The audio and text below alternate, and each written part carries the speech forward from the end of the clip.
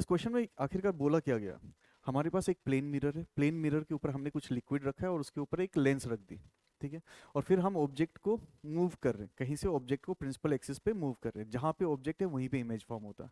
मतलब हम ऐसा कुछ है, ये क्वेश्चन देखा जाए तो देखो, एक नीचे एक प्लेन मिरर है, प्लेन मिरर के ऊपर में हमने लिक्विड रखा है और लिक्विड के ऊपर हमने लेंस रख दिया। इस लेंस, ये जो लेंस है इसको बोला गया है इक्वी कन्वेक्स। मतलब इसकी radius of curvature first surface की और सेकंड सरफेस की रेडियस ऑफ कर्वेचर सेम है। मतलब R1 भी R है और R2 भी R है। ठीक है। इस लिक्विड की रिफ्रैक्टिव इंडेक्स हमें फाइंड आउट करनी है, रिफ्रैक्टिव इंडेक्स ऑफ लिक्विड जो है ये हमें फाइंड आउट करना है। ठीक है। लेकिन इसकी रिफ्रैक्टिव इंडेक्स दे रखी है, इसकी इक्वी कन्वेक्स लेंस की रिफ्रैक्टिव इंडेक्स दे रखी है हमें। अब क्वेश्चन में ये बोला गया है कि अगर मैंने एक ऑब्जेक्ट को, कोई भी एक ऑब्जेक्ट ले लिया गया, इस पर्टिकुलर क्वेश्चन में निडल लिया गया, तो अगर मैंने एक ऑब्जेक्ट यहाँ पे रखा है, इस ऑब्जेक्ट को धीरे धीरे करके अगर मैं मूव कर रहा हूँ तो उसकी इमेज कहीं ना कहीं फॉर्म हो रही है। लेकिन एक पर्टिकुलर डिस्टेंस, जैसा कि इस क्वेश्चन में बोला गया है कि at a distance of 45 centimetre, अगर मैंने कोई नीडल रखा तो उसकी रियल इन्वर्टेड इमेज फॉर्म होती है या फिर कोइंसाइड करती है, ऐसा बोल सकते हैं। मान के चलो ये अगर ऑब्जेक्ट है एट ए डिस्टेंस ऑफ, यहाँ से मान के चलो at a distance of 45 centimetre, यहाँ पे अगर ऑब्जेक्ट है तो इसकी इमेज इसी जगह फॉर्म हो रही है, ये उसकी इमेज की पोजिशन है।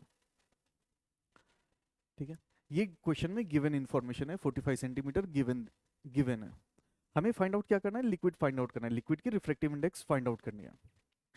अब जरा सोचो, अब जरा सोचो, और क्वेश्चन में ये भी बोला गया है कि अगर मैंने सेम एक्सपेरिमेंट परफॉर्म की विदाउट लिक्विड, मतलब प्लेन मिरर है, प्लेन मिरर के ऊपर में लिक्विड नहीं है और डायरेक्टली लेंस अगर रख देते हैं, और उस केस में अगर मैं ऑब्जेक्ट को मूव करता हूं तो at a distance of 30 centimetre, at a distance of 30 centimetre उसकी ऑब्जेक्ट और इमेज कोइंसाइड करती है, मतलब सेम पोजीशन पे रियल इन्वर्टेड इमेज फॉर्म होती है।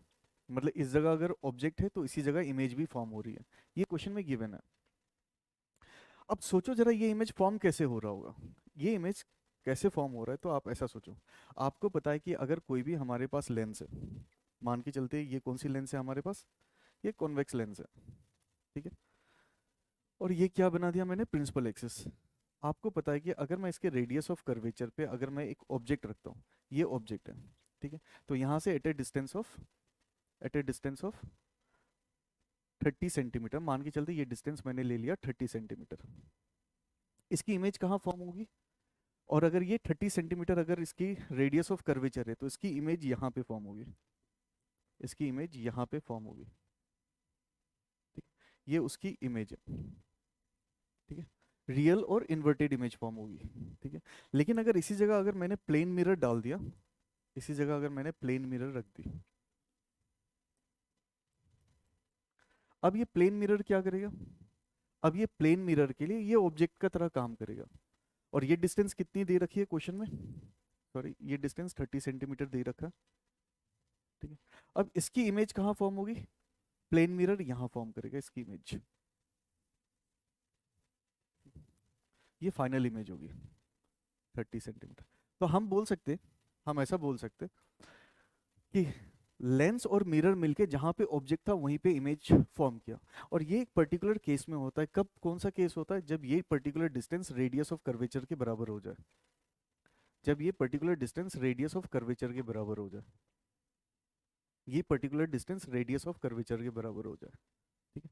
सिंस यहाँ पे सिर्फ एक ही लेंस है, सिंस यहाँ पे सिर्फ एक ही लेंस है, लेकिन इस पर्टिकुलर केस में देखा जाए तो दो लेंस है, इस पर्टिकुलर केस में देखा जाए तो दो लेंस है।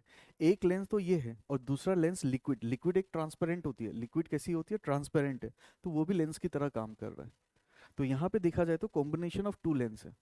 और जब कॉम्बिनेशन ऑफ टू लेंस है तो दोनों लेंस की फोकल लेंथ कैसे निकालेंगे? इक्विवेलेंट फोकल लेंथ जो होगी वो कैसे लिखेंगे? 1/f1 plus 1/f2।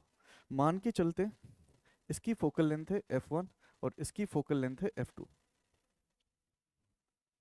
ठीक है। और ये इक्विवेलेंट फोकल लेंथ कितनी है? रेडियस ऑफ कर्वेचर के बराबर है। ये जो डिस्टेंस होगी ये रेडियस ऑफ कर्वेचर के बराबर होगी और ये कितना हो जाएगा? 45 सेंटीमीटर होगी। क्योंकि अभी अभी हमने देखा कि ये जो डिस्टेंस होती है जहां पे ऑब्जेक्ट होती है वहीं पे इमेज फॉर्म होता है, मतलब वो रेडियस ऑफ कर्वेचर के बराबर है। ठीक है।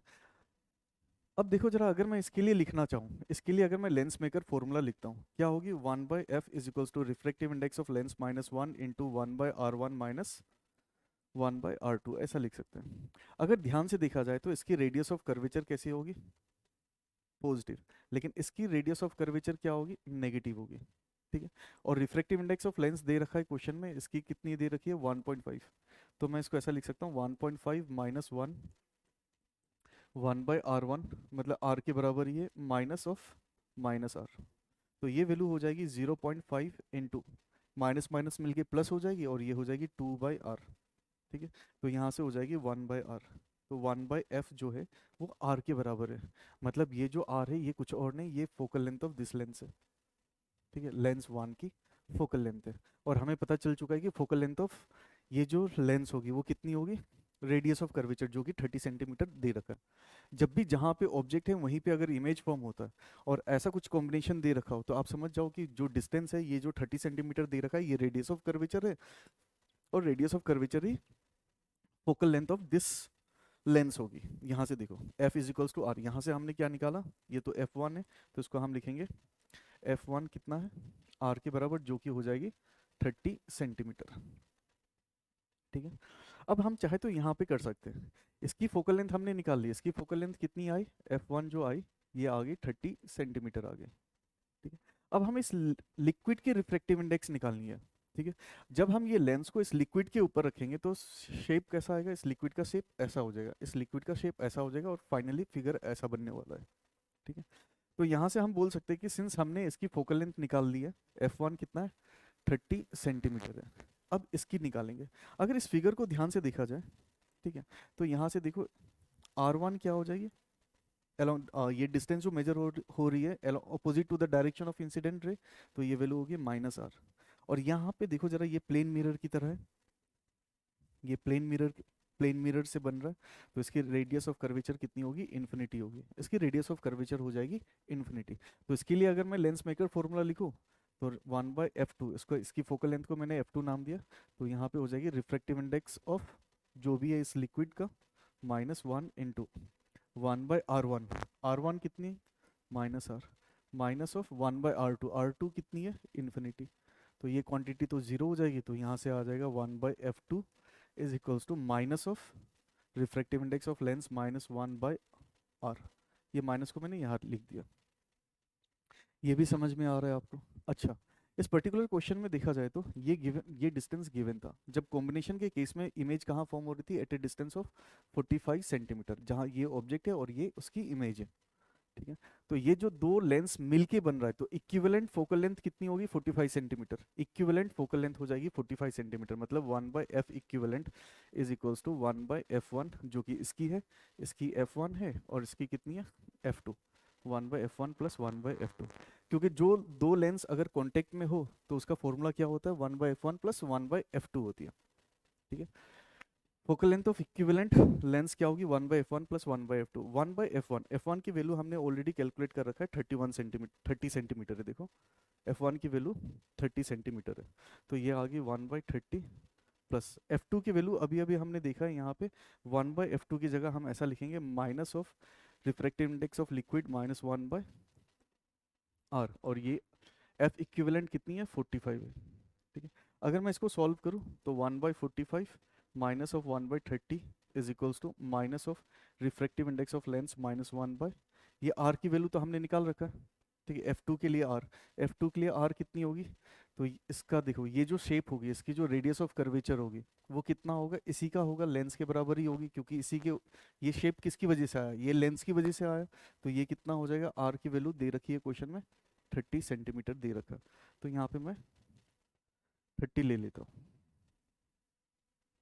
या भी क्वेश्चन को और सिंपल तरीके से भी हम लोग कर सकते हैं, इतना लंबा चौड़ा क्यों करना है, मैं डायरेक्टली यहाँ पे ऐसा लिख देता हूँ, देखो जरा 1/30 minus of refractive index of lens -1 divided by 30 is equals to 1/45, direct solve करो इसको, यहाँ से क्या हो जाएगा 30 1/45 is equals to 1 minus refractive index of lens +1, तो यहाँ से 30, 15 2 ज़र 30, 15 3 ज़र, तो ये वैल्यू कितनी आ जाएगी, ये वैल्यू आ जाएगी 2/3 is equals to 2 minus refractive index of liquid, तो इसको सॉल्व करने के बाद रिफ्रैक्टिव इंडेक्स ऑफ लिक्विड कितनी आएगी, ये इधर आ जाएगा, तो -3 2 ज़र 6, 6 माइनस 2 4, 4/3 आ जाएगी, तो ये कितना आ जाएगा, 1.5 के आसपास आ जाएगा,